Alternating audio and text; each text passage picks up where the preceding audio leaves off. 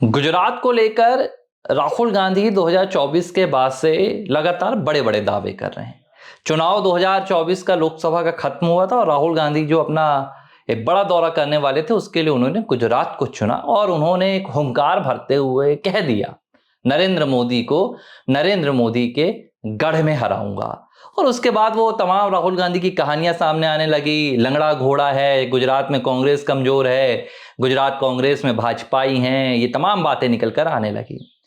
लेकिन वो राहुल गांधी जो गुजरात में प्रधानमंत्री नरेंद्र मोदी को हराने के ख्वाब देख रहे हैं, उसी गुजरात में राहुल गांधी की माताश्री यानी कि सोनिया गांधी के करीबी रहने वाले एक परिवार ने राहुल गांधी के पूरे सपनों पर पानी फेर दिया है।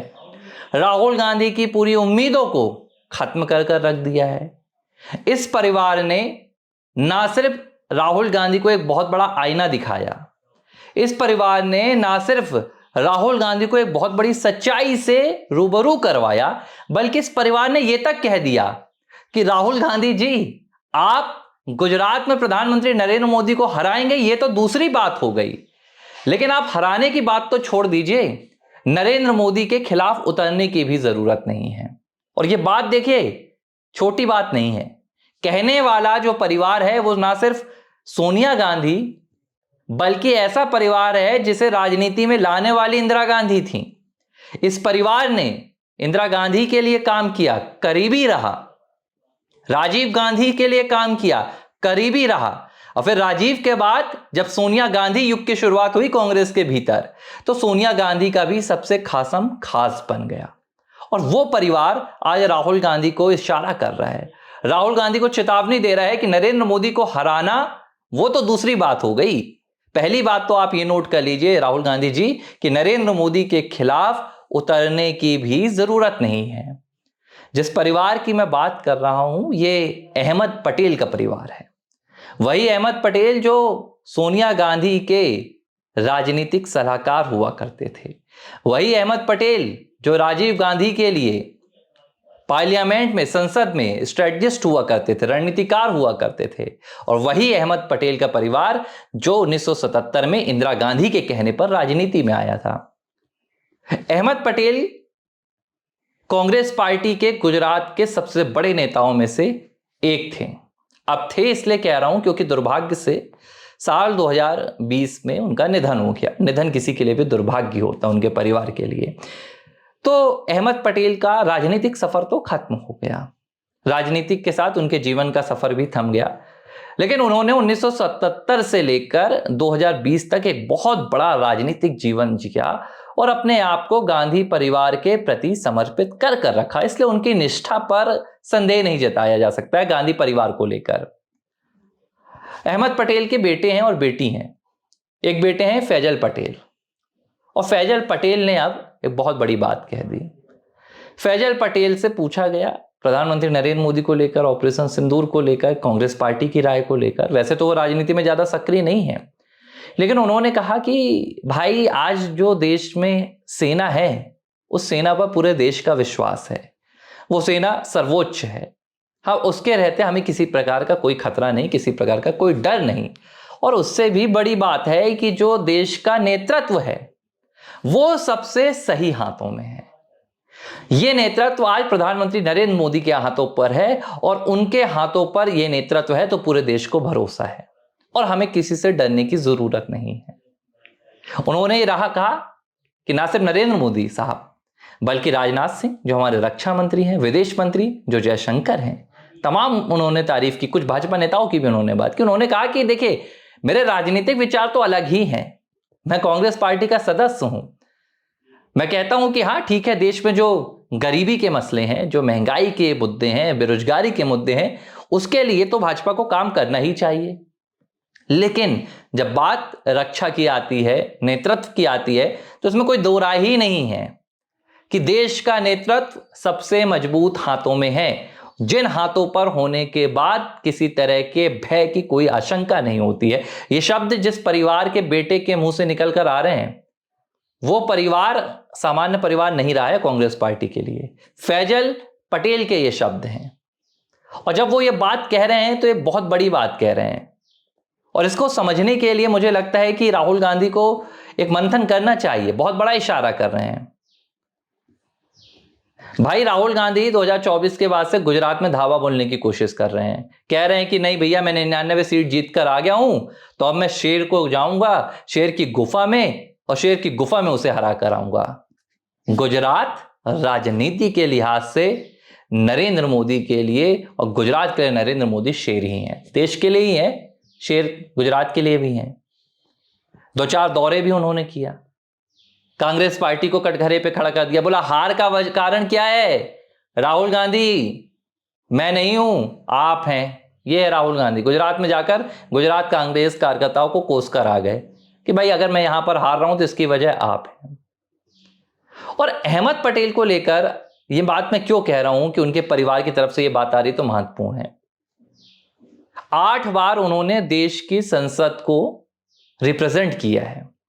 अगर उनके राजनीतिक सफर की बात करूं तो अहमद पटेल, सोनिया गांधी, उससे पहले राजीव गांधी, उससे पहले इंदिरा गांधी, गांधी परिवार के पूरे कुनबे के साथ अहमद पटेल रहे हैं। राजनीति कैसे की जाती है, संसद में कैसे बोला जाता है, कैसे मुद्दों को उठाया जाता है, यह सिखाने वाले अहमद पटेल थे। राजीव गांधी को, सोनिया गांधी को, उसके बाद राहुल गांधी को भी। बावजूद इसके अहमद पटेल के साथ जो खेल हुआ था, वो खेल तो कोई नहीं भूल सकता। जब यूपीए की सरकार 2004 से 14 के बीच में बनी तो अहमद पटेल को सरकार में जगह ही नहीं दी गई। अहमद पटेल को सरकार से किनारे रखा गया। ये चाल चली गई थी, ये खेल खेला गया था अहमद पटेल के साथ। तो देखिए, इस तरह का खेल अहमद पटेल के साथ हुआ था। आज अहमद पटेल के बेटे कांग्रेस पार्टी में तो हैं, लेकिन वो क्या कह रहे हैं? वो कह रहे हैं कि भाई देश का जो नेतृत्व है वो एक मजबूत और ठोस हाथों में है। देश के नेतृत्व को किसी भी तरह से समझौता करने की जरूरत नहीं है। और ये सिर्फ अहमद पटेल के बेटे फैजल पटेल का मसला नहीं है। आप देखिए कि पूरे कांग्रेस के भीतर से, जिसके अंदर भी सत्ता का लालच नहीं है, जो आज कांग्रेस के भीतर तो है, लेकिन वो जानता है कि सिर्फ राजनीति ही मेरा असली मकसद नहीं है। वो कह रहा है खुलकर कि नरेंद्र मोदी गलत हो ही नहीं सकते। जिस व्यक्ति ने 70 साल से स्थिर देश को बुलेट ट्रेन की रफ्तार से पिछले 10 सालों में आगे बढ़ाया है, आप उसके खिलाफ ऐसी बातें कर रहे हैं। शशि थरूर, ठीक है, आज देखिए मैं कल की बात कर रहा हूं, इंडिया अलायंस के इस आंदोलन में थरूर भी शामिल थे। वो भी कह रहे थे कि ठीक है, जो चल रहा है चुनाव आयोग को जवाब देना चाहिए, तमाम बातें ठीक है, कह रहे हैं भाई, अच्छी बात है। लेकिन बात जब राष्ट्र की आती है, जब बात विदेशी हमलों की आती है, तो शशि थरूर का जो रुख होता है वो नेतृत्व के साथ होता है। जब बात हम करते हैं मनीष तिवारी की, कांग्रेस पार्टी के पंजाब से सांसद हैं, तो भाई इन मसलों पर, देश के मसलों पर वो भी कहते हैं कि नेतृत्व के साथ रहो, नेतृत्व अच्छा है। राजनीति में देखिए, ये बात तो ठीक है कि राजनीति का जो सफर होता है, उसका जो कंपटीशन होता है, जो मुकाबला होता है, वो सत्ता और विपक्ष का ही होता है। विपक्ष चाहता है कि हमें सत्ता मिले, सत्ता पक्ष उखाड़ कर हम सत्ता पक्ष को किनारे कर देंगे। लड़ाई तो हमेशा से चलती आई है, लेकिन इस लड़ाई में जो मूलभूत सिद्धांत हैं, उन सिद्धांतों का टकराव नहीं होना चाहिए।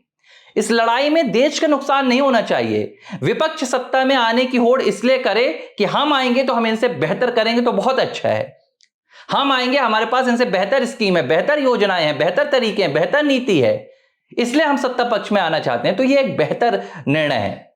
लेकिन अगर विपक्ष सत्ता पक्ष में सिर्फ इसलिए आना चाहता है कि हम अपने परिवार की राजनीति को बढ़ाएं, हम अपने आप को बढ़ाएं, तो फिर ये तो गलत बात हो जाती है ना। अगर सत्ता पक्ष कुछ गलत कर रहा है तो उसका विरोध कीजिए, उसे सत्ता से अलग कर दीजिए। लेकिन सत्ता पक्ष अगर अच्छा कर रहा है और उसके अच्छे कामों पर आप कीचड़ उछालें, तो फिर कमल ही खिलेगा, मुझे लगता है। और फैजल पटेल ने ये जो बात आज कह दी है गुजरात को लेकर, राहुल गांधी के लिए एक बहुत बड़ा इशारा दे दिया उन्होंने कि हम, देखिए, कांग्रेस पार्टी के ऐसे कार्यकर्ता रहे हैं जब राहुल गांधी कांग्रेस पार्टी का भी नहीं समझते थे, अंग्रेजी में कहूं तो सी भी नहीं समझते थे, तब से अहमद पटेल कांग्रेस पार्टी के साथ जुड़े हुए हैं। राहुल गांधी की उम्र मुझे लगता है कि 80 में राहुल गांधी का जन्म हुआ है, 70 में राहुल गांधी का जन्म हुआ है, 77 में अहमद पटेल पहली बार कांग्रेस के भरूच से सांसद बन गए थे लोकसभा में। 77 में उन्होंने चुनाव जीता, 80 में जीता, 84 में जीता, 3 बार लोकसभा चुनाव जीता। उसके बाद वो 5 बार राज्यसभा भी गए।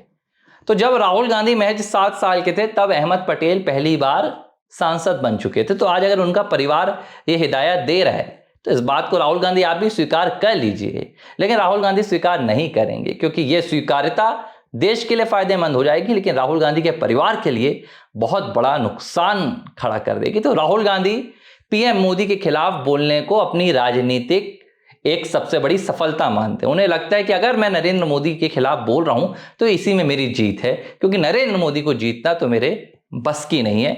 और शायद मुझे लगता है कि यही वजह है कि अब धीरे धीरे आप देखिए कि राहुल गांधी के खिलाफ गुजरात में, केरल में, कर्नाटक में भी एक मंत्री साहब ने इस्तीफा दे दिया वोट चोरी के इस मामले को लेकर। उन्होंने कहा कि भाई सरकार तो हमारी थी, गलती तो हमारी है, तो चुनाव आयोग को क्या कोसना।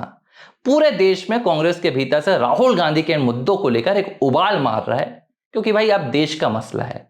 अगर राहुल गांधी पाकिस्तान के मसले पर, अमेरिका के मसले पर भी अपने देश को कोसेंगे, सरकार को कोसेंगे, तो मुझे लगता है ये बगावत का तूफान बहुत जल्द आएगा और गांधी परिवार की सियासत को कहीं समुद्र में उड़ेल डालेगा। ABC हिंदी न्यूज, आज ही जुड़िए हर खबर के साथ